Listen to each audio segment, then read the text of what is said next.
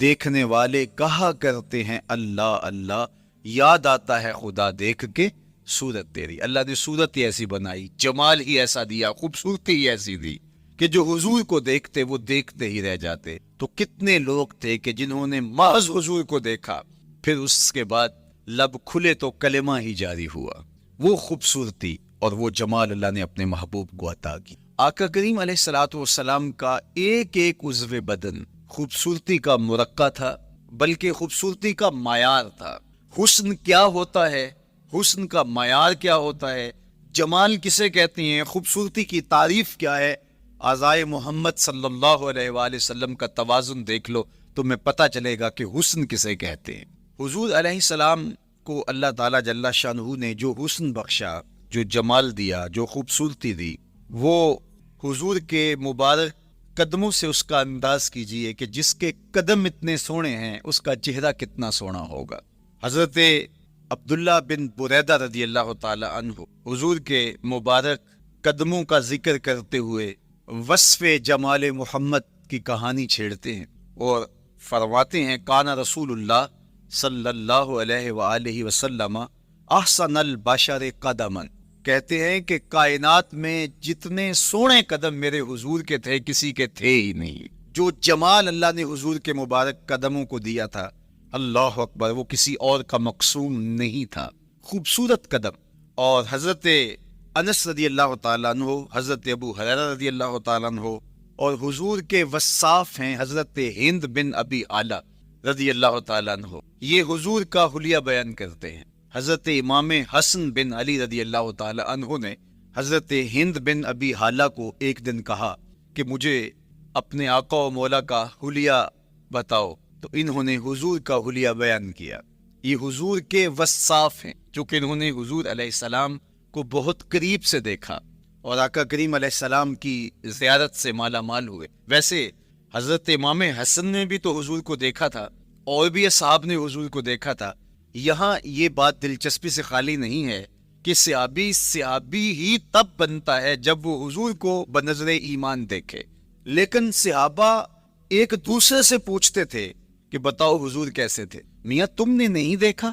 تو وہ کہتے تھے دیکھ کر بھی نہیں دیکھ۔ صرف چند لوگ ہیں جو حضور کا حلیہ بیان کرتے ہیں، اس کی کیا وجہ؟ تو علماء نے لکھا کہ حضور کے چہرے پہ جلووں کی تابش ایسی تھی اور حضور کا جمال ایسا تھا اور اس کی چمک ایسی تھی کہ کسی میں ہمت ہی نہیں تھی کہ وہ جی بھر کے دیکھ سکے۔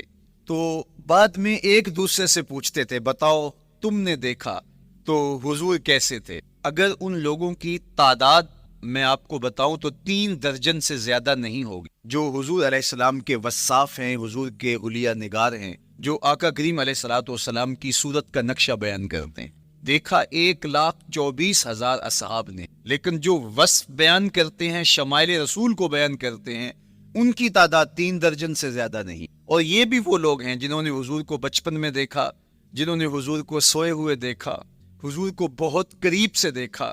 حضور علیہ الصلوۃ والسلام کے پاس ان کا آنا جانا بہت زیادہ تھا، اس طرح انہوں نے حضور علیہ السلام کو دیکھا۔ حضرت حسان بن ثابت رضی اللہ تعالی عنہ فرماتے ہیں کہ میں جو حضور کا حلیہ بیان کرتا ہوں تو اس کا سبب یہ ہے کہ میرے پاس حضور کو دیکھنے کا ایک طریقہ آ گیا تھا۔ فَلَمَّا نَظَرْتُ إِلَىٰ أَنْوَارِهِ فَوَضَعْتُ كَفِّي عَلَىٰ عَيْنِي خَوْفًا مِّن ذِهَابِ بَصَرِي، کہا کہ جب میں حضور کو دیکھتا تھا تو اپنی آنکھوں پر انگلیاں رکھ کے انگلیوں کی اوٹ سے دیکھتا تھا کہ حضور کے جلووں کی چمک سے میری آنکھوں کی بینائی نہ جاتی رہے۔ یہ کون کہہ رہے ہیں؟ حضرت حسان بن ثابت رضی اللہ تعالیٰ عنہ۔ اور آپ جانتے ہیں حضرت حسان بن ثابت رضی اللہ تعالیٰ عنہ شاعر ہیں، اور شاعر حسن دیکھنے میں بڑا دلیر ہوتا ہے، اور یہ حسن بھی ابھی پوشیدہ ہے، 70,000 بشریت کے پردے ڈالے گئے۔ اگر یہ حسن بے نقاب ہوتا تو کوئی جلووں کی تاب ہی نہ لا سکتا۔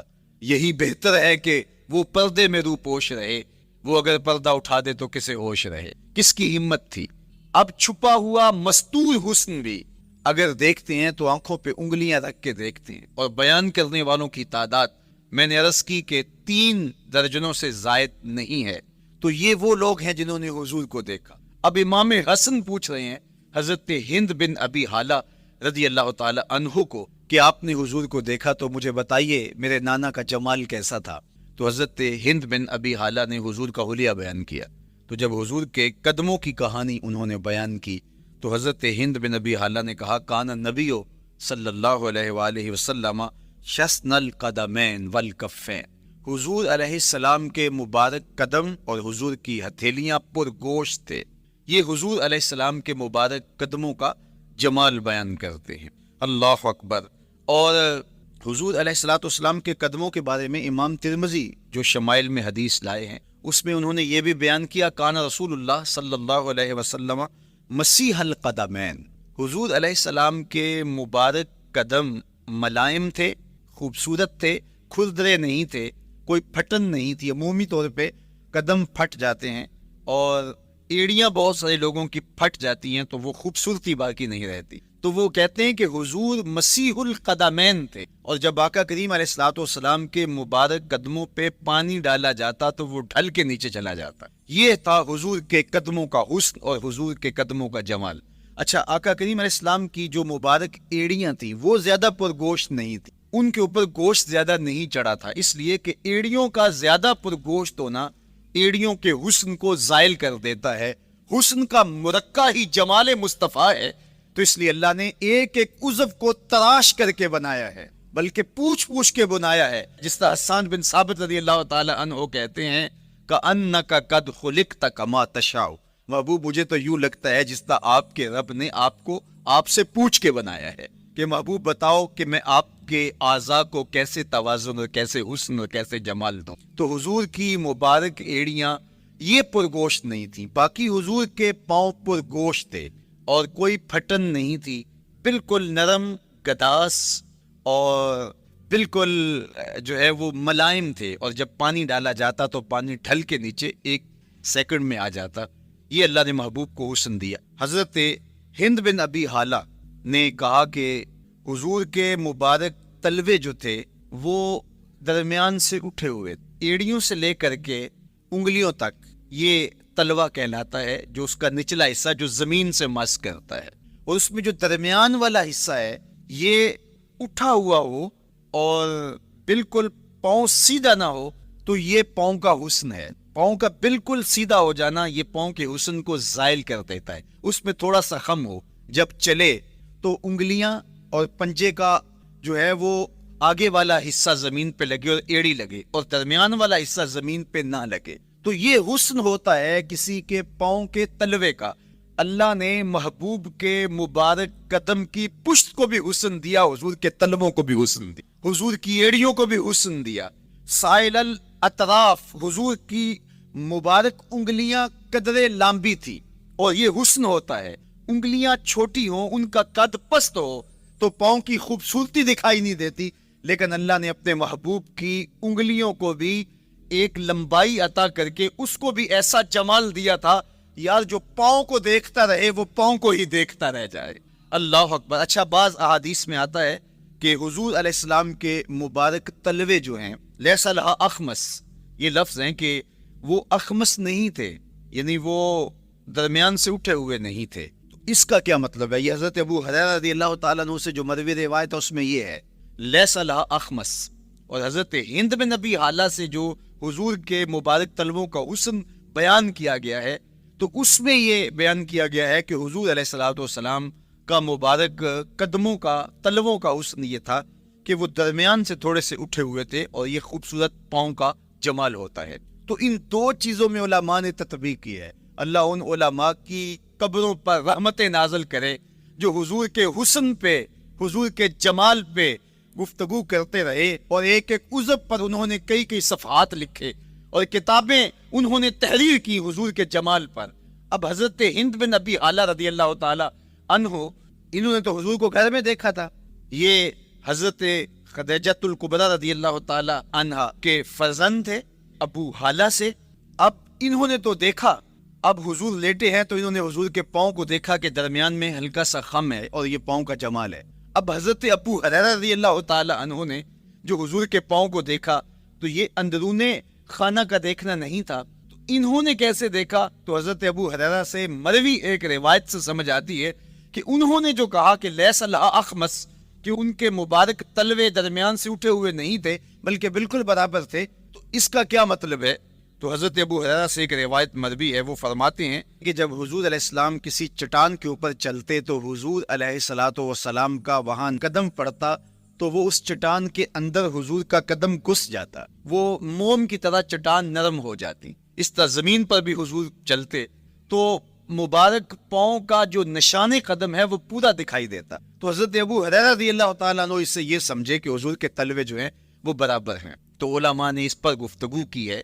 ایک تو حضور جب چلتے تھے تو آقا کریم پورے زور سے قدم زمین پہ رکھتے اور اس وقار سے چلتے تھے کہ جس طرح حضور اونچائی سے نیچے کی طرف اتر رہے ہوں۔ تو جب پاؤں کو جما کر کے زور سے رکھا جائے تو پھر جو ہے وہ نشان نیچے پڑتا ہے۔ یا اللہ اپنے محبوب کے لیے زمین کو اور پتھروں کو بھی نرم کر دیا تو پھر حضور کے تلووں کا نقش بھی زمین کے اوپر جو ہے وہ ہویدا ہو جاتا۔ سلطان قاتیبائی نے ایک ایسا ہی پتھر جس کے بارے میں شنید تھی کہ اس پر حضور کے قدموں کا نقش موجود ہے، تو انہوں نے 20,000 دینار کے اندر وہ خریدا اور انہوں نے یہ کہا کہ جب میں فوت ہو جاؤں تو حضور کے قدموں کے نشان والا پتھر میری قبر کے سرہانے بطور کتبہ لگایا جائے۔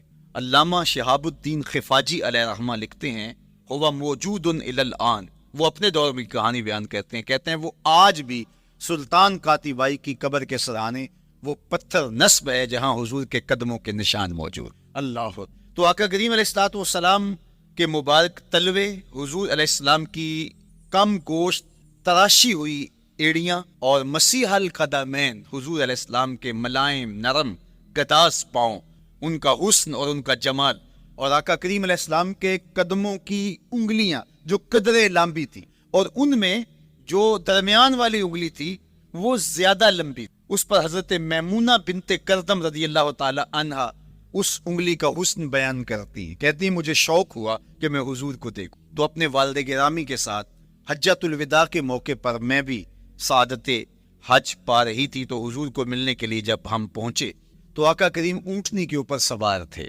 ناکا پر جلوہ فراز تھے، تو میرے میں ہمت نہ ہو سکی کہ حضور کے چہرے کو دیکھ سکوں۔ ایسا جلوہ، ایسا جمال، اللہ اکبر، اور ایسا روپ، ایسی چمک چہرے کی اور تابشیں تھی کہ میرے اندر ہمت نہ ہو سکی کہ میں حضور کے چہرہ نور کو دیکھ سکوں۔ اب آقا کریم اونٹنی پہ سوار تھے تو میں حضور کے مبارک پاؤں کو دیکھنے لگی، میں بس حضور کے پاؤں کا جمال اور خوبصورتی دیکھنے لگی، اسی میں کھو گئی۔ اب حضرت میمونہ بنت کردم رضی اللہ تعالی عنہا حضور کے مبارک قدموں کی ایک انگلی کا حسن بیان کرتی۔ اللہ اکبر، حضرت میمونہ بنت کردم سے یہی ایک روایت مروی ہے، ساری زندگی ان کے پاس سرمایہ یہی تھا، جب کسی مجلس میں جاتی تو وہ کہتی تمہیں بتاؤں حضور کی مبارک انگلی کا حسن کیا تھا، یہ سرمایہ ساتھ لیے لیے پھرتی کہ میں نے حضور کی انگلی کو دیکھا ہے، میں نے حضور کے قدم اور حضور علیہ السلام کے تلووں کی زیارت کی ہے۔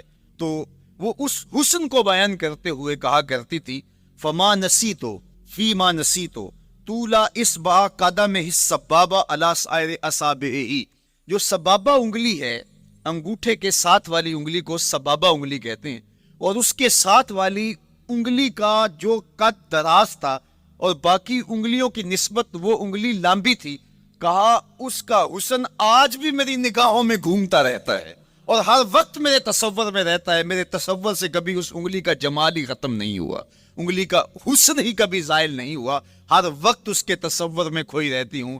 یار چہرے کے جمال کو کون بیان کرے گا، یہاں تو انگلی کا حسن بیان نہیں ہو رہا۔ ابھی وہ شعر پڑھا جا رہا تھا نا کہ قدموں پہ جبیں کو رہنے دو، قدموں پہ جبیں کو رہنے دو، چہرے کا تصور مشکل ہے، قدموں پہ جبیں کو رہنے دو، چہرے کا تصور مشکل ہے، جب چاند سے بڑھ کر ایڑی ہے رخسار کا عالم کیا ہوگا، جب چاند سے بڑھ کر ایڑی ہے رخسار کا عالم کیا ہوگا۔ تو اللہ نے اپنے محبوب علیہ الصلوۃ والسلام کو وہ جمال، وہ خوبصورتی اور حضور کے مبارک قدم، حضرت عبداللہ بن بریدہ رضی اللہ تعالی عنہ سے مروی روایت کان رسول اللہ صلی اللہ علیہ وآلہ وسلم احسن البشر قدما، کہتے جتنے سونے قدم، جتنے من مونے قدم میرے حضور کے تھے اتنے سونے قدم کسی اور کے تھے ہی نہیں۔ اللہ نے اپنے محبوب کو وہ جمال، وہ خوبصورتی اور وہ نور عطا کیا تھا. اچھا، یہ قدم، یہ ایڑیاں، یہ مبارک تلوے اور یہ داراز انگلیاں اور ان انگلیوں کی چمک اور ان کی رنگت کا جمال اور خوبصورتی، جہاں اس کا صوری حسن تھا تو مانوی حسن بھی دیکھنے والا تھا. یہ قدم اٹھ جائیں اللہ اکبر تو تقدیر کے فیصلے ہوتے دکھائی دیتے. ان قدم کی اونچائی، ان قدم کی بلندیاں کہ عرش حق ان قدموں کے بوسے لے رہا ہے. اور میرے امام بولے زہے عزت و اے طلائے محمد، زہے عزت و اے طلائے محمد، کہ ہے عرش حق زیر پائے محمد. قدموں کا حسن وہ بھی دیکھنے والا، اور قدموں کی بلندی اور اونچائی اور اس کی شان و شوکت وہ بھی دیکھنے والی. اللہ اکبر. آقا کریم علیہ السلام حضرت ابو بکر صدیق کے ساتھ، حضرت عمر فاروق کے ساتھ اور حضرت عثمان غنی کے ساتھ احد پہاڑ پر تشریف لے گئے. یہ حدیث آپ نے بارہا علماء سے سنی ہے. احد کی چھاتی پہ جب حضور کے قدم آئے اللہ اکبر تو وہ خوشی سے جھوم اٹھا. مقدر جاگ گئے، بخت بیدار ہو گئے. ان کے قدم جو کہ اس شاک کی آنکھوں کی ٹھنڈک ہے، جب چھاتی پہ آ جائیں تو کون عاشق نہیں جھوم جائے گا. یہ تو حضور کے قدموں کے حسن کو بیان کیا جا رہا ہے. آپ کی روح رقص کر رہی ہے اور آپ کا دل جو ہے وہ ایک عجیب سرور اور کیف کی وادی میں اور ایک جو ہے وہ خوشیوں کے جو ہے وہ عالم میں نہال ہوتا چلا جا رہا ہے. لیکن یہ قدم جب چھاتی پہ آیا تو پھر احد، ظاہر تو پتھر ہے احد، لیکن حضور سے پتھر بھی پیار کر. فرمایا احد جبل یحبنا ونحبہ، احد ہم سے پیار کرتا ہے، پہاڑ ہے، پتھر ہے، لیکن ہم سے پیار کرتا ہے، ہم اس سے پیار کرتے. اس کائنات میں صرف سرکش انسانوں اور جنوں کے علاوہ کائنات کی ہر شے حضور سے پیار کرتی ہے، حضور سے محبت کرتی. اور میں تمہیں پیار کی ایک اور کہانی سناؤں. مسجد نبوی ہے، آقا کریم تشریف فرما ہیں، منبر پہ جلوہ فراز ہوئے. ابھی واز کا آغاز ہی کرنا چاہ رہے تھے کہ ایک جانب سے رونے کی آواز آنے. صحابہ کہتے ہیں رونے والا اس درد سے روتا ہے کہ لگتا تھا کلیجہ پھٹ جائے گا. کنا قتل خلوچ، جس طرح اونٹنی کا بچہ بچھڑ جائے اور وہ اس کے غم میں، اس کی جدائی میں درد سے روکتی ہے، چیختی ہے، چلاتی ہے. رونے والے کا انداز درد ایسا ہی تھا اور لگتا تھا کہ جس طرح اس کا کلیجہ پھٹ جائے گا. صحابہ دائیں بائیں دیکھتے ہیں لیکن رونے والا دکھائی بھی نہیں دیتا، اور ماحول کے اندر اس طرح درد پھیل رہا ہے کہ سینوں میں دل لرز رہے اور عجیب کیفیت طاری ہو. حضور ابھی بیٹھے ہیں، خطبے کا آغاز بھی نہیں ہوا اور رونے والا کیف و درد میں روتا چلا جا رہا ہے. فنزل النبی صلی اللہ علیہ وسلم عن المنبر، حضور منبر سے نیچے تشریف لائے. صحابہ کی آنکھیں محو حیرت، استجاب کا عالم ہے. یہ کون رو رہا ہے اور اتنے درد سے رو رہا ہے اور دکھائی بھی نہیں دے رہا. آقا کریم منبر سے نیچے جلوہ فراز ہوئے، ایک سمت بڑھے. کھجور کا خشک تنا پڑا تھا. آج پہلا دن تھا کہ منبر حضور علیہ السلام کے لیے بچھایا گیا، ورنہ یہ خشک تنا دیوار کے ساتھ جو ہے وہ رکھا گیا تھا اور حضور اس کے ساتھ ٹیک لگا کر کے واز کیا کر. جب منبر بن گیا تو اس کو اٹھا کر کے اب اس کی ضرورت نہیں رہی، ایک کونے میں ڈال دیا گیا.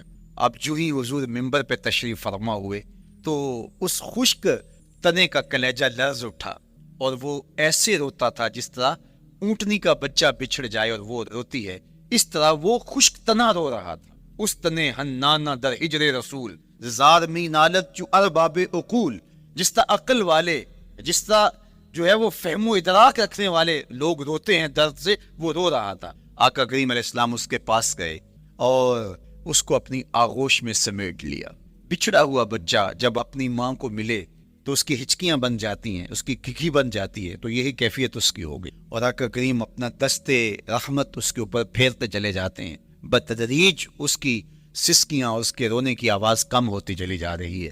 آہستہ آہستہ وہ خاموش ہو گیا. حضور پھر دوبارہ تشریف لائے اور منبر پہ خطبہ دینے سے قبل صحابہ کی آنکھوں میں استجاب کا عالم دیکھا، حیرت کی فراوانی دیکھی. فرمایا کہ تم جو سوال کرنا چاہ رہے ہو، جو تمہاری آنکھوں میں پوشیدہ سوال ہے، میں اس کو اچھی طرح جانتا ہوں. لو لم افعل ہاکذا لحن الی یوم القیامہ، اگر میں منبر سے اتر کے اپنے عاشق زار کو یوں تسلی نہ دیتا، یہ قیامت تک یوں ہی روتا ہی رہے. حضرت محمد بن سیرین رضی اللہ تعالیٰ عنہ کہا کرتے تھے کہ حضور کی محبت میں ایک خشک تنا بھی زار و زار روئے تو جس کے سینے کے اندر محبت بھرا دل ہے تو وہ حضور کے عشق میں آنسو کیوں نہیں بہائے گا. حضور کی یاد میں اس کی آنکھیں آنسو کا خراج کیوں نہیں دیں گی؟ تو وہ خشک تنا حضور کی محبت میں رو رہا ہے. اب ہے یہ پتھر، لیکن میرے حضور فرماتے ہیں کہ یہ پہاڑ مجھ سے پیار کرتا ہے اور میں اس سے پیار کرتا ہوں. اب حضور اپنے اس محب کے گھر تشریف لے گئے اور اس کی چھاتی پہ قدم رکھا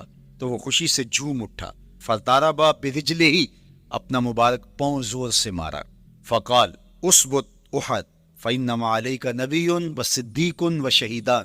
فرمایا احد ٹھہر جا، تیرے اوپر اللہ کا ایک نبی ہے، ایک صدیق ہے اور 2 شہید ہیں. تو حضور کی مبارک ایڑی کے لگنے کی دیر تھی، حضور کے قدم کی ضرب کی دیر تھی کہ اس کا زلزلہ تھم گیا.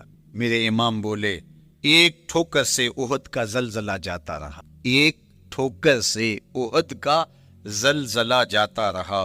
رکھتی ہیں کتنا وقار اللہ اکبر ایڑیاں، جس کے حسن کے قصیدے میرے رب نے بھی بیان کیے ہیں. کبھی حضور کے چہرہ نور کا ذکر کرتے ہوئے والضحیٰ واللیل اذا سجا، کبھی حضور علیہ السلام کی مبارک زلفوں کا تذکرہ کرتے ہوئے حامیم، کبھی آقا کریم علیہ السلام کے مبارک ہاتھوں کا، کبھی دیگر اعضائے بطنیہ کا ذکر قرآن نے کیا. حضور کے سینہ اقدس کی کہانی قرآن نے بیان کی. حضور علیہ السلام کی مازاغ آنکھوں کا تذکرہ قرآن نے کیا.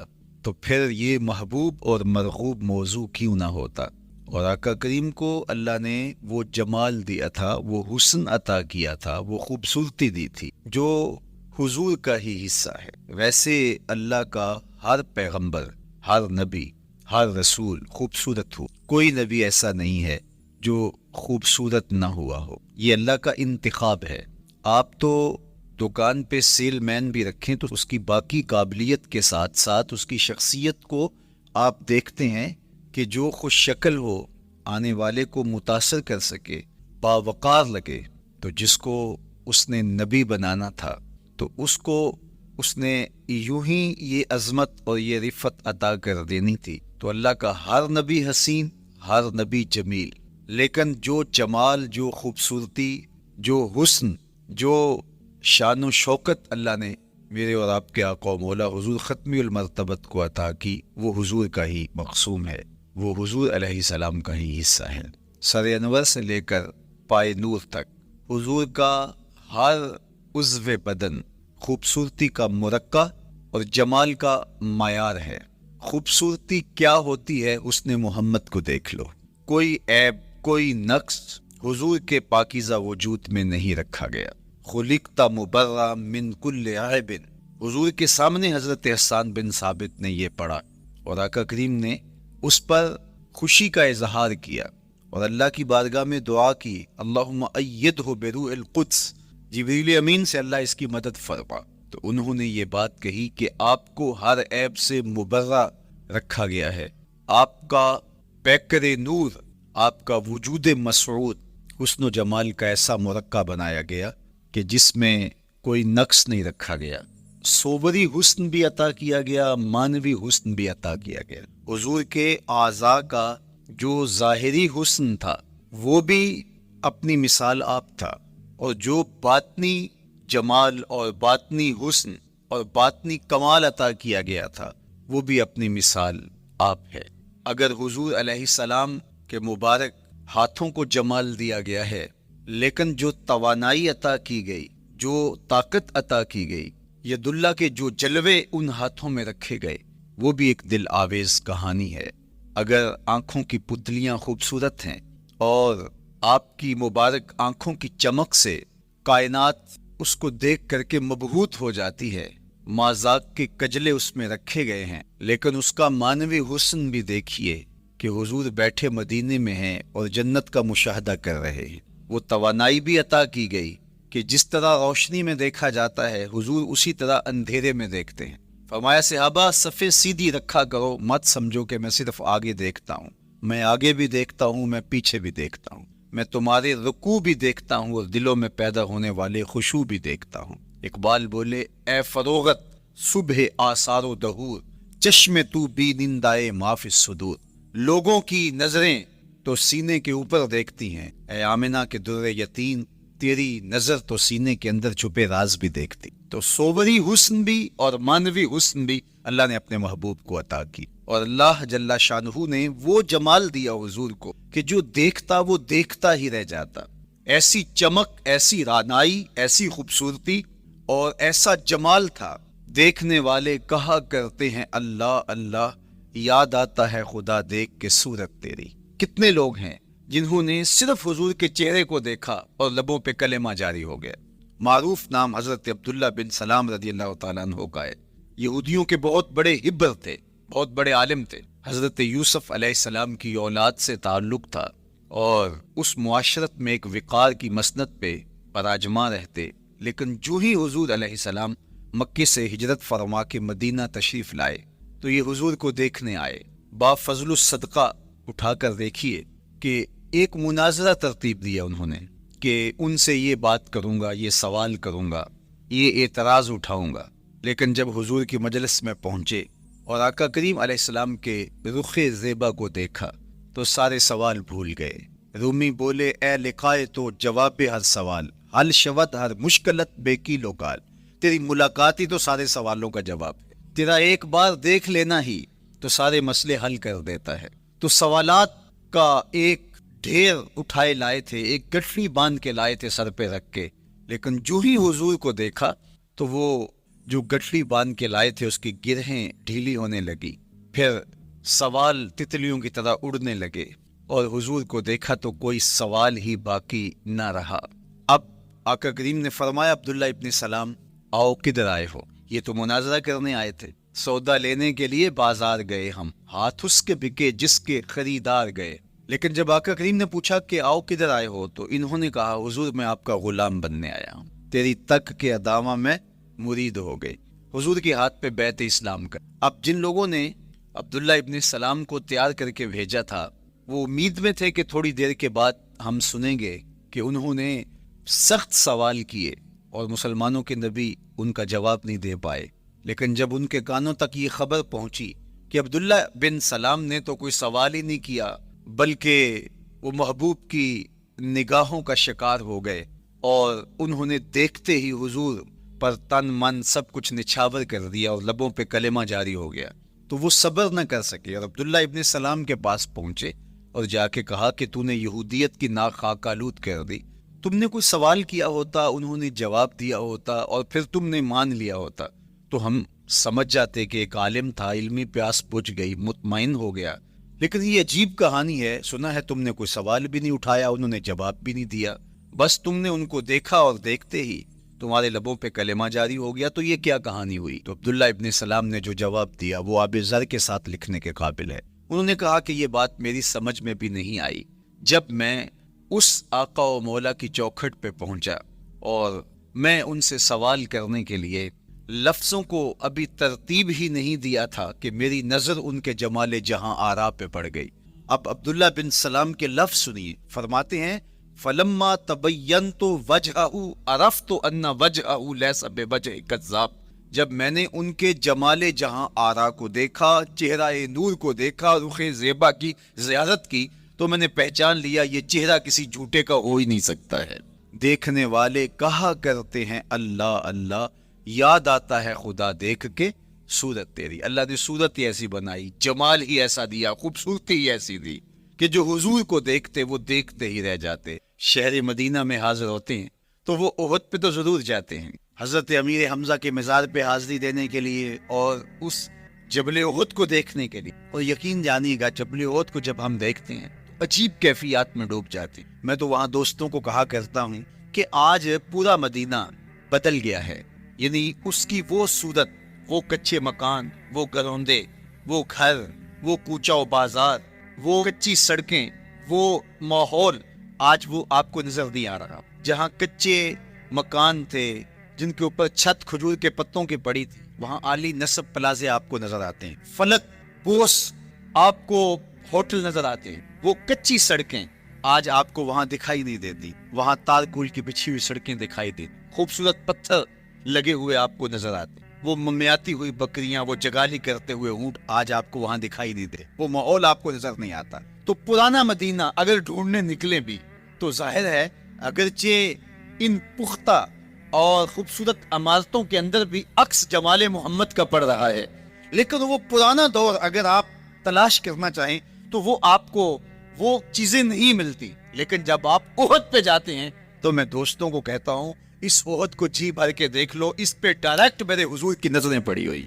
یہ بدلا نہیں، یہ 14 صدیوں سے جیسا تھا آج بھی ایسا ہے. اس پہ میرے حضور کی نظریں ڈائریکٹ پڑی ہوئی ہیں اور آقا کریم علیہ الصلوۃ والسلام نے اس کو یوں دیکھا ہے. تو یہ احد حضور سے محبت کرنے والا ہے، حضور سے پیار کرنے والا ہے، اور اس پیار کی وجہ سے یہ پتھر قیامت کے دن جنت میں جائے گا، یہ پہاڑ جنت میں جائے گا. یار اگر ایک پہاڑ حضور سے پیار کر لے تو وہ مکین جنت بن جاتا ہے، اور اگر حضور کا غلام ایک عاشق حضور سے محبت کرے تو اللہ اس کو کتنے درجے عطا فرمائے گا. تو آقا کریم نے زور سے قدم مارا اور فرمایا احد ٹھہر جا، تیرے اوپر اللہ کا ایک نبی ہے، ایک صدیق ہے اور 2 شہید ہیں. اللہ اکبر.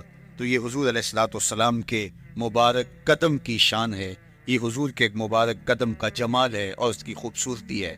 غزوہ ذات الرقاع کے اندر حضرت جابر کا اونٹ چلتے چلتے تھک گیا، سفر لمبا تھا اور اونٹ کمزور تھا، تو چلتے چلتے اس کو تھکن ہو گئی. اب وہ قافلے سے پیچھے رہتا چلا جاتا ہے، تو اس نے حضور کی خدمت میں عرض کی یا رسول اللہ یہ اونٹ تھک گیا ہے اور میں قافلے کے ساتھ چل نہیں پا رہا.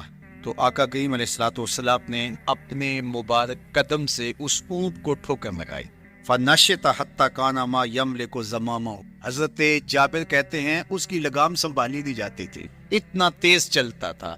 یار جس کے قدموں کی ٹھوکر سے یہ توانائی آ جائے اس کے ہاتھوں کی توانائی کا عالم. تو اللہ نے صرف حضور کے مبارک قدموں کو صوری حسن ہی نہیں دیا تھا، مانوی جمال اور توانائی بھی عطا فرمائے. حضور علیہ السلام کے چچا جناب ابو طالب کہتے ہیں کہ میں حضور علیہ السلام کے ساتھ تھا تو راستے میں ذی المجار کی منڈی آئی اور وہاں حالات ایسے تھے کہ پینے کے لیے پانی دستیاب نہیں. تو میں نے کہا کہ اتشت ولیس عندی ماء، مجھے تو سخت پیاس لگی ہے اور پانی بھی پاس نہیں ہے. فنزل النبی صلی اللہ علیہ وسلم وضرب بقدمہ الارض فخرج الماء فقال اشرب. تو حضور نے اپنے مبارک پاؤں سے زمین پر ٹھوکر لگائی، چشمہ پھوٹ پڑا ہے، اور آقا کریم نے فرمایا چچا پانی پی لیجیے. تو وہ پاؤں اگر زمین پہ لگے تو چشمے پھوٹ، اگر احد پہاڑ پہ وہ پاؤں پڑے تو اس کا زلزلہ جاتا رہے، اور اگر وہ کسی جانور کو حضور ٹھوکر لگائیں تو اس کے اندر اس قدر تیزی آ جائے کہ اس کی پاک سنبھالی نہ جائے، اتنا سریع رفتار ہو جائے. اب ان قدموں پہ کون قربان نہیں. یار ان قدموں کو چومنے کے لیے جبریل بھی تو بے تاب دکھائی دے. معراج کی شب جب جبریل حاضر خدمت ہوئے، حضور محو استراحت تھے، تو جبریل عرض گزار ہوئے مالک تیرا محبوب تو سو رہا ہے. اللہ اکبر. تبارک اللہ شان تیری، تجھی کو زیبا بے نیازی. کہیں پہ جوش لن ترانی، کہیں تقاضے وصال کے تھے. ایک کوہ دور پہ خود چل کے جاتا ہے اور عرض گزار ہوتا ہے رب آرینی انظر الیک، مالک تجھے دیکھنا چاہتا ہوں. اللہ اکبر. سراپا چشم بنا ہوا اور کہتا ہے مالک میں تجھے دیکھنا چاہتا ہوں. جواب کیا آتا ہے لن ترانی، تم نہیں دیکھ سکتے میرے جلووں کی تاب. ایک خود چل کے جا رہا ہے اور تقاضا رویت کرتا ہے اور جواب آتا ہے لن ترانی. اور ایک سویا ہوا ہے چادر اوڑھ کے اور جبریل کہتے ہیں محبوب اٹھیے رب آپ کو بلا رہا ہے. تبارک اللہ شان تیری، تجھی کو زیبا ہے بے نیازی. کہیں پہ جوش لن ترانی، کہیں تقاضے وصال کے. تو جبریل حاضر خدمت ہوئے، حضور استراحت میں ہیں، تو آواز آئی یا جبریل قبل قدم ہے، میرے محبوب کے قدموں کو چوم لے. اب جبریل حضور علیہ السلام کے قدموں کو بوسے دے رہے. کسی نے جبریل سے تصور کے عالم میں پوچھا حضور کے قدم چومے، حضور کے تلووں کو بوسے دیے، بتا کیفیت کیا ملی؟ تو بولے نہ جنت کی کلیوں میں دیکھا مزہ جو محمد کی تلیوں میں دیکھا. وہ سرور وہاں جو نصیب ہوا. وفد عبد القیس جب مدینہ المنورہ آیا تو ان میں ایک صاحب ہیں، وہ کہتے ہیں میں دوڑتا ہوا حضور کے پاس آیا، بس بے چینی تھی، اضطراب تھا. جب آپ مدینہ المنورہ میں جاتے ہیں تو آپ کو جا کے گاڑی اتارتی ہے اور آپ ہوٹل میں سامان رکھتے ہیں، تو پھر کتنی جلدی ہوتی ہے کہ جلدی سے غسل کریں اور جلدی سے نیا لباس پہنیں اور جا کے ہرے گنبد کو دیکھیں، حضور کی مبارک مسجد کی زیارت کریں، ان کوچہ و بازار میں جائیں جہاں حضور کے مبارک قدم لگے تھے. اللہ اکبر. تو اب یہ وفد عبد القیس جب آیا تو ان میں ایک صحابی حضرت زرار رضی اللہ تعالیٰ عنہ فرماتے ہیں کہ میں پھر تیزی کے ساتھ گیا اور پھر ہم جا کے حضور کے ہاتھ بھی چومنے لگے، حضور کے قدم بھی چومنے لگے۔ یہ سعادت مند قدم جن کے بوسے سے آبا دیتے ہیں، کبھی جبریل کے بوسہ گاہ بنتے ہیں، کبھی احد پہاڑ کی چھاتی ان قدموں کو چومتی ہے۔ یہی قدم ایک موقع ایسا آتا ہے یاد خدا میں، اللہ کے شکرانے میں، نماز میں، لمبے قیام میں سوج جاتے ہیں، اور میرا مالک کہتا ہے اے چادر اوڑھنے والے، ساری رات جاگا نہ کر، کبھی سو بھی لیا۔ اللہ اکبر۔ تو یہ حضور علیہ السلام کے مبارک قدموں کا جمال اور مبارک قدموں کا حسن اور خوبصورتی ہے۔ اللہ نے اپنے محبوب علیہ الصلوۃ والسلام کے مبارک قدموں کو صوری اور معنوی حسن سے نوازا، اور یہ حسن حضور کے مبارک قدموں کا ہے۔ پھر جس کے قدم اتنے سونے ہیں اس کا چہرہ کتنا حسین ہو۔ ایک سوال اٹھ سکتا ہے کہ حضور کے حسن کو بیان کرنے کا مقصود کیا ہے؟ تو صاحب، کسی کے حسن کو بیان کرنے کا مقصود یہی ہوتا ہے کہ اس سے پیار اور محبت کا ربط قائم ہو، اور اگر قائم ہے تو مضبوط ہو۔ ہم حضور علیہ السلام کے حسن کو بیان اسی لیے کرتے ہیں، اور محدثین نے اس پر باقاعدہ کتابیں اسی لیے لکھی، اور کتب حدیث میں باقاعدہ شمائل رسول پہ باب اسی لیے باندھے تاکہ لوگوں کے سینے میں حضور کی محبت کی جوت لگے، اور وہ جو شعلہ جوالا ان کے سینے میں حب رسول کا ہے وہ اور بھڑک اٹھے، اور بندہ جس سے محبت کرتا ہے پھر اس کی اطاعت بھی کرنے لگ جاتا ہے۔ تو جو محبوب اتنا سونا ہے، اتنا جمال آفرین ہے، اور جس کے قدم اتنے سونے ہیں، پھر اس کے نقش قدم کو کیوں نہ تھام لیں، اس کے نقوش پا کو خضر راہ کیوں نہ بنا لیں، پھر ان کے اٹھنے والے قدموں پر اپنی زندگی کیوں نچھاور نہ کر دیں۔ اگر سر پہ رکھنے کو مل جائے نقش نال حضور تو کہیں کہ ہاں تاجدار ہم، یعنی وہ قدم تو قدم رہا، اس قدم کی رعنائیاں، اس کی خوبصورتیاں، اس کا جمال اور اس کا حسن تو حسن رہا۔ جہاں وہ مبارک قدم لگا، جہاں وہ نقش لگا، اگر وہ نقش بھی سر پہ رکھنے کو مل جائے تو کہا کہ اگر سر پہ رکھنے کو مل جائے نقش نال حضور، حضور علیہ السلام کا قدم تو جزو بدن رسول ہے۔ حضور علیہ السلام کے مبارک قدموں میں وہ جو نالین تھی، اس نالین کا بھی نقش، وہ اگر سر پہ رکھنے کو مل جائے تو ہم زمانے کے تاجدار کہلائیں گے، اور جن کے سر پہ حضور کا قدم آ جائے ان کا مرتبہ کیا ہو۔ تو یہاں اس نقش کو بھی دیکھیے، حضور کے مبارک قدموں میں جو نالین آیا اس کو نالین شریف کہتے ہیں۔ اس نال کو نال شریف یا ان نالین کو نالین شریف کہا جاتا ہے، اس لیے کہ وہ حضور کے مبارک جسم سے جڑ گئے، حضور سے ان کا ربط پیدا ہو گیا، وہ جزو بدن رسول نہیں ہیں، تو اس کا یہ مرتبہ ہے۔ تو پھر حضور علیہ السلام کی شان اور حضور کی عظمت کیا ہوگی، اللہ اکبر۔ بلکہ حضور علیہ السلام کے نالین جہاں رکھے جائیں، وہ کسی نے کہا نا کہ ذرے اس خاک کے تابندہ ستارے ہوں گے، ذرے اس خاک کے تابندہ ستارے ہوں گے جس جگہ آپ نے نالین اتارے۔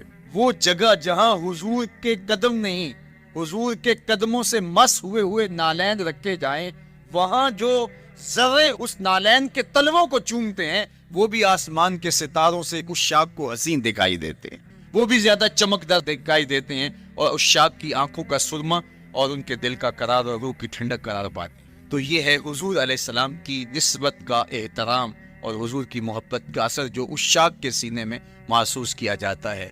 اللہ مجھے آپ کو اپنی خاص پناہیں، امان اور حفاظتوں کا حصاد بخشے۔ کار ما آخر شدو، آخر زما کار نشد۔ اور آج اگر ہم اپنے گھر میں بیٹھ کے، اپنی مسجد میں بیٹھ کے حضور کی صورت میں انعام خداوندی کا شکریہ ادا کرتے ہیں تو اللہ کی رحمتوں سے بعید نہیں کہ اللہ فرشتوں سے کہے دیکھو صدیاں بیت گئی، یہ آج بھی شکرانہ ادا کر رہے ہیں، اور یہ بات میری اور آپ کی بخشش کی ضمانت کرا پائے۔ تو حضور کی صورت میں جو انعام ہوا، حضرت حسان بن ثابت اکثر کہا کرتے تھے منّا علینا ربنا ام بعث فینا محمدا، ہمارے رب نے ہمارے اوپر احسان کر دیا ہے کہ محمد عربی عطا کر دی ہے۔ ساری زندگی سجدے میں سر رکھ کے شکر ادا کرتے رہیں، حق شکر پھر بھی ادا نہ ہو۔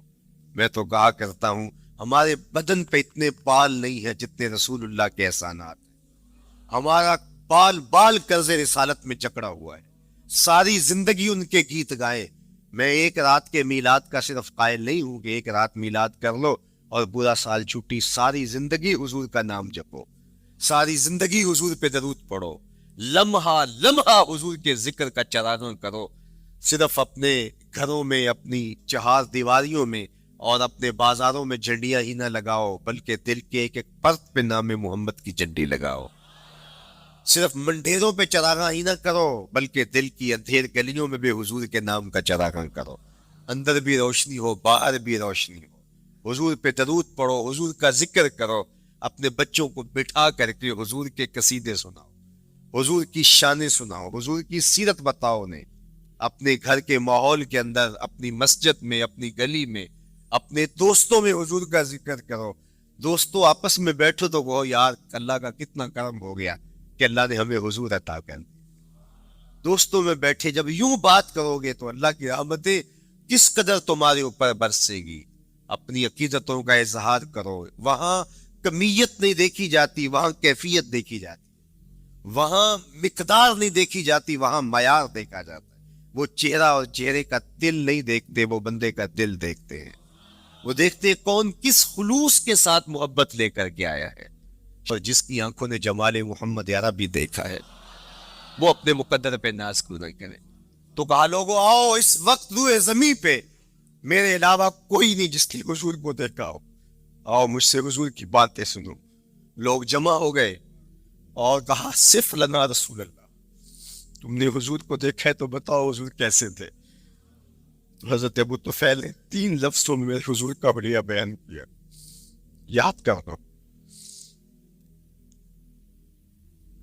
حضرت ابو طفیل نے کہا کان رسول اللہ صلی اللہ علیہ وسلم ابیض ملیحا مقصدا، ایک تو چٹے رنگ کے تھے، ایک تو حضور کا رنگ گورا تھا، دوسری بات ملیحا حضور کا حسن نمکین تھا، اور تیسرا مقصدا حضور متوازن تھے، نہ قد لمبا نہ قد پست، سوا صدر والبطن سینہ اور پیٹ برابر، لیسا بالطویل الممغط ولا بالکثیر المتردد، نہ پست کے عجیب دکھائی دے نہ اتنے لمبے کے عجیب لگے بلکہ درمیانہ قد، لیکن اذا جامع القوم غمرهم، سن لو حضور کا قد تو درمیانہ تھا لیکن جب لوگوں کے درمیان چلتے حضور کے کندھے لوگوں کے سروں سے اونچے دکھائی دیتے۔ یہ اللہ نے شان، مکھ چند بدر شاہ شانی، متھے چمک دی لاٹ، کالی زلف تے اکھ مستانی،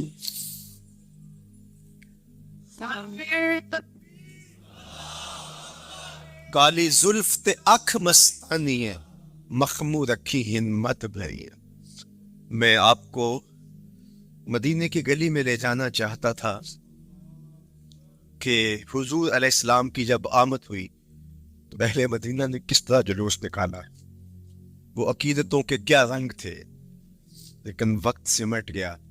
لیکن اتنا سن لو کہ جب حضور تشریف لائے تو جنوبی سمت سے حضور آئے تھے، جب انہوں نے دیکھا نا تو اچانک ودا کے پہاڑوں کی اوٹ سے حضور دکھائی دیے، تو سیاہ پہاڑ ہیں تو ان سے جب حضور کا چمکتا ہوا چہرہ دکھا نا تو بے ساختہ انہوں نے کہا طلع البدر علینا، وہ دیکھو چاند چڑھ گیا ہے، طلع البدر علینا، وہ دیکھو چاند چڑھ گیا۔ یہ شاعری خود بخود ہوتی ہے، خود بخود ترتیب، ایک ہوتی ہے آورد، ایک ہوتی ہے آمد، یہ آمد ہے۔ طلع البدر، وہ دیکھو چاند چڑھ گیا، من ثنیات الوداع وجب الشکر علینا۔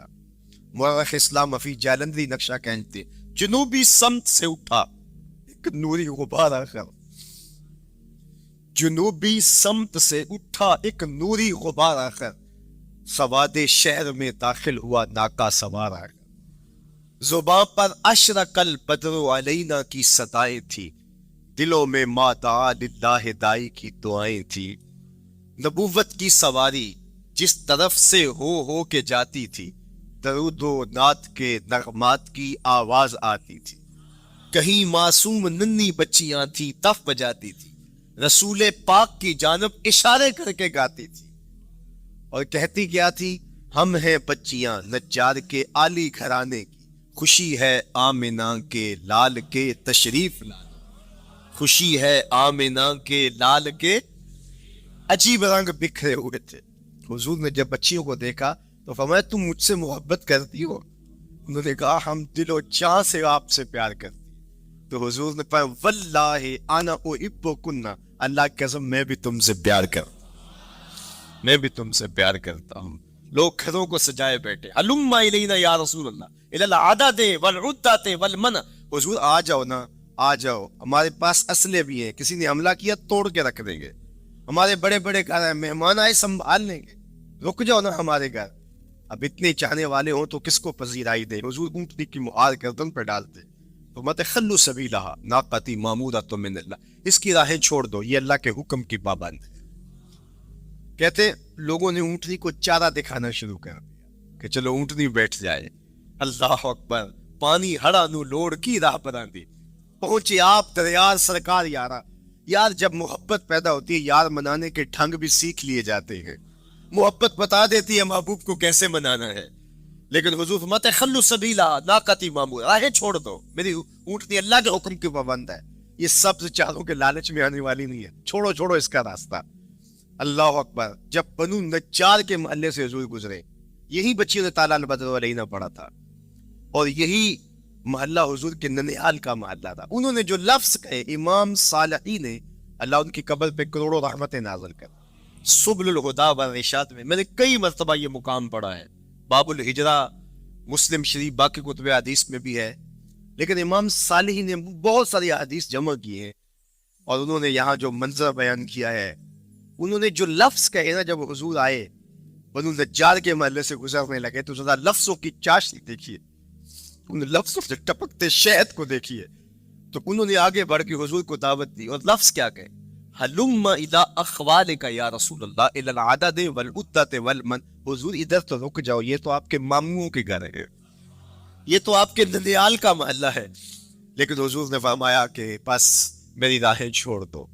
پھر اونٹنی جا کے کہاں بیٹھی، نیویاں دا پرونا ہے میرا نبی، کوٹھیاں تے چڑھے ویخ دے رہ گئے۔ سہل اور سہیل دو یتیم بچے تھے، اور ان کی خالی جگہ پڑی تھی، جا کے اونٹنی وہاں بیٹھ گئی، اٹھایا گیا پھر بیٹھ گئی۔ قریب ترین مکان حضرت ابو ایوب انصاری کا تھا، دوڑے آئے، سامان اتارنے لگے، کہا حضور اونٹنی کو اب نہ اٹھاؤ، اب تو میرے بخت جاگ پڑے۔ پھر ان کی کیفیت کیا تھی، امروز شاہ شاہ مہمان شو دستوں مارا، روز شاہ شاہ مہمان شو دستوں مارا، جبریل با ملائک دربار شو دستوں مارا۔ وہ کہتے ہیں آج شاہوں کا شاہ میرے گھر کا پرونا بن گیا ہے۔ یہ ابو ایوب انصاری کے جذبات، آج شاہوں کا شاہ، آج خسرو حسینہ ماہ نازنینہ، آج امام الانبیاء میرے گھر کا پرونا بنا ہے۔ کہاں میں کہاں نہیں کہتے گل، باد صبا تیری مہربانی، کبھی اونٹنی کے پاؤں چوم رہے، تیرے بخت کہ تو میرے گھر تک لے آئی۔ تو کہا امروز شاہ شاہ مہمان شو دستوں مارا، آج شاہوں کا شاہ میرے گھر کا مہمان ہے۔ پھر آگے کیا کہتے ہیں، جبریل با ملائک دربار شو دستوں مارا، لوگوں جبریل کو دیکھو، آج میرے گھر کا پہرا دے رہا ہے، آج میرے گھر کا چوکی دار بنا ہوا ہے، کیونکہ میرے گھر میں حضور ٹھہرے ہوئے۔ تو کیا حضور کی آمد کا جلوس تھا یار، صحابہ نے جو حضور کے آمد کا جلوس نکالا، ہم تو وہ رنگ پیش نہیں کر سکتے، لیکن میں آپ کو کہوں گا درود پڑھتے ہوئے آج جلوس میں شامل ہوں، حضور کے ذکر سے سرشار ہو کے جلوس میں شامل ہوں، اور پورے نظم کے ساتھ اگر آپ کے جلوس میں کوئی کسی کی گاڑی گھس بھی آتی ہے، اس کو پیار دینا، اس کو راستہ دینا، اور اس کو حضور کی رحمت کا احساس ہو کہ یہ رحمت کو ماننے والے لوگ ہیں، اور حضور پہ درود پڑھتے رہنا، عقیدتوں کے رنگ میں رہنا۔ امید ہے کہ جس طرح حضور نے بچیوں سے کہا جو حضور کے جلوس میں شامل تھی کہ کیا تم مجھ سے محبت کرتی ہو، تو انہوں نے کہا جی ہم اسی لیے تو آپ کے قصیدے پڑھ رہی ہیں۔ تو حضور نے فرمایا واللہ میں بھی آپ سے محبت کرتا ہوں۔ تو ملنے پہ وہ خوش ہو جاتا ہے، اور اگر رحمت للعالمین مل جائیں پھر اس کی خوشی کا عالم کیا، پھر اس کی مسرت کی کیفیت کیا ہو۔ یہ بات ذہن میں رکھیے کہ حضور کی آمد پر مسرت کا اظہار کرنا، خوشی کا اظہار کرنا، اس میں تو کوئی اختلاف نہیں ہے، امت کا کوئی بھی طبقہ اس کا انکار نہیں کرتا۔ کہ یہ خوشی کی بات نہیں ہے. خوشی کی بات ہر دور میں اور ہر علاقے کے اپنے اظہار کے سلیقے ہوتے اور طریقے ہوتے. اگر وہ شریعت کے مزاج سے متصادف نہ ہوں ان کو اختیار کرنے میں کوئی حرج نہیں ہے. پھر مرور زمانہ کے ساتھ بدلتے ہوئے تقاضے ہوتے ہیں. کسی زمانے میں تلواروں کے ساتھ تیروں کے ساتھ لڑائی ہوتی تھی اور وہ جہاد اسلامی قرار پاتا تھا. آج کی لڑائی میزائلوں کے ساتھ اور ٹینکوں کے ساتھ ہے اور یہ بھی جہاد اسلامی قرار پاتا ہے. کوئی کہے کہ تیر و تفنگ کو چھوڑ کے نیزہ و بالا کو چھوڑ کے شمشیروں کو چھوڑ کے یہ میزائلوں پہ آ جانا, یہ ٹینکوں پہ اور یہ جدید آلات حرب پہ آ جانا یہ دانش مندی نہیں ہے, یہ سنت سے انحراف ہے. تو میاں تو سنت کے مفہوم کو نہیں سمجھ. اس دور میں آلات حرب وہ تھے, بدلتے تقاضوں کے ساتھ آلات حرب یہ ہوئے, تو وہ بھی عین جہاد اسلامی تھا, یہ بھی عین جہاد اسلامی. اس طرح خوشی کے مختلف طریقے ہیں. کسی زمانے میں بالکل پرانے لوگ جانتے ہیں جب کسی کے ہاں خوشی آتی تو وہ گڑ کی روڑیاں بانٹتا, جو پرانا طریقہ. پھر اس کے بعد پتاشے بانٹنا شروع ہو, پھر اس کے بعد وہ شکر پارے آ گئے, اس کے بعد پھر لڈو آ گئے, پھر موتی اور پھر نہ جاتے کیا کیا. لیکن روح ایک جو گڑ بانٹنے سے مسرت کا اظہار تھا وہی آج جدید جو ہمارے پاس مٹھائی کی اقسام ہے ان کو بانٹنے سے بھی وہی مقصود. کسی زمانے میں کسی کے ہاں بیٹا ہوتا تو وہ گھر کے دروازے پہ پتے باندھ دیا کر. یہ اس دور کی جڑیاں تھیں, اظہار کے لیے کس گھر میں خوشی آئی ہے. تو آج کے دور میں تو ہمیں پتے باندھے ہوئے نہیں ملتے. آج گھروں کے اندر ولادت مبارک کے یا مختلف طرح کے غبارے لگا دی جاتی ہے یا چڑیاں لگا دی جاتی. تو مختلف بدلتے ہوئے ادوار میں وہ طریقے ضرور بدلے, لیکن جہاں تک مسرت کا اظہار ہے وہ روح بعین ہی ہر دور میں, ہر علاقے میں, ہر جو ہے وہ کلچر میں موجود ہے. کسی بھی خوشی پہ مسرت کا اظہار, مسرت اور سرور اور کیفیت کا اظہار یہ انسانی زندگی ہے. اسلام ہمیں مسرتوں کی اظہار اور شکرانے کی صورت کے بہت سارے طریقے دیے, اس میں سے روزہ رکھنا بھی ہے. ان طریقوں میں سے ایک طریقہ نوافل ادا کر کے شکر کا اظہار کرنا بھی ہے. خیرات بانٹ کے لوگوں کو کھانا کھلا کے مسرت کا اظہار کرنا ہے, لوگوں کو لباس پہنا کے مسرت کا اظہار کرنا ہے. اور اسی طرح دعوت ہے, مختلف مواقع پہ مختلف چیزیں ہیں. پیر کے دن حضور علیہ السلام روزہ رکھتے تھے. پوچھا حضور آپ پیر کے دن روزہ کیوں رکھتے؟ قال فیہ ولدت, کہا اس دن میں پیدا ہوا تھا. تو اپنی ولادت کا حضور دن پیر روزہ رکھ کے اللہ کے شکرانے میں دن گزارتے تھے. وہ حضور علیہ السلام کی زندگی کا ایک ایک لمحہ رب کے تشکر میں بسر ہوتا ہے. لیکن حضور نے اس کی وجہ بیان کر دی کہ میں اس دن کا روزہ خاص طور پہ اس لیے رکھتا ہوں, فیہ ولدت, اس دن میری ولادت ہوئی تھی. اللہ اکبر. تو حضور کی ولادت اللہ کی بہت بڑی نعمت, اور اس پر شکرانہ خود میرے حضور نے ادا کیا ہے.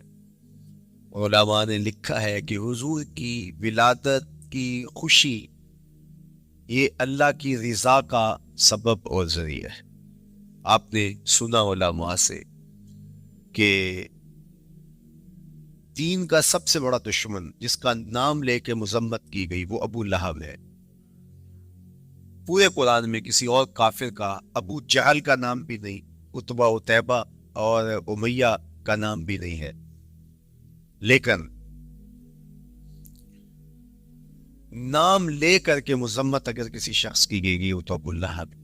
حضور علیہ الصلوۃ والسلام جب کوہ صفا پہ جلوہ فراز ہوئے وَأَنذِرْ عَشِيرَتَكَ الْأَقْرَبِينَ، حکم ہوا پہلے قریبی لوگوں کو آپ اللہ کا ڈر سنائیں. تو حضور علیہ السلام نے قریبی لوگوں میں محنت کی. قریش کو، صنادید قریش کو، بنو ہاشم کو بلایا اور بولا کہ حضور نے ایک بات کوہ صفا کہ اگر میں تمہیں کہوں اس پہاڑ کی دوسری جانب سے ایک لشکر آ رہا ہے جو تمہیں کچل دے گا تو کیا میری بات مان لو گے؟